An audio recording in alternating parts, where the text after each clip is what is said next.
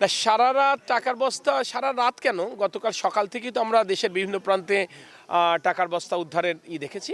এই যশোরেও কিন্তু আমরা বিভিন্ন জায়গায় টাকা নিয়ে মানুষকে ঢুকতে দেখেছি, বিশেষ একটি রাজনৈতিক সংগঠনের নেতা কর্মীদেরকে, যেখানে জনগণ সচেতন ছিল, সতর্ক ছিল, সেখানে হয়তোবা আটকেছে, কোনো জায়গায় হয়তোবা ধাওয়া হয়েছে, এরকম এই ব্যাপার।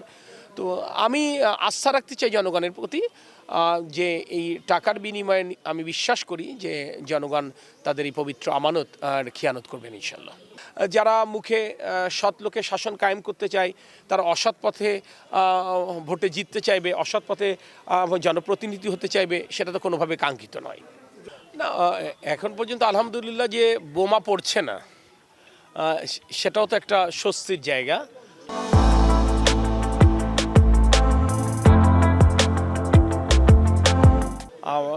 এমনিতে আমি মনে করি এই মুহূর্ত পর্যন্ত ছোটোখাটো ত্রুটি বিচ্যুতি ছাড়া এই মুহূর্ত পর্যন্ত আলহামদুলিল্লাহ ভোটের পরিবেশ স্বাভাবিকই আছে, সুষ্ঠুই আছে। এভাবে যদি সারাটা দিন আমরা পার করতে পারি, আমি আশা করব যে জনগণ সুষ্ঠুভাবে তাদের ভোটাধিকারটা প্রয়োগ করতে পারবে এবং জনগণের একটি আকাঙ্ক্ষিত জনগণের সরকার আবারও বাংলাদেশে পুনঃপ্রতিষ্ঠা লাভ করবে ইনশাল্লাহ।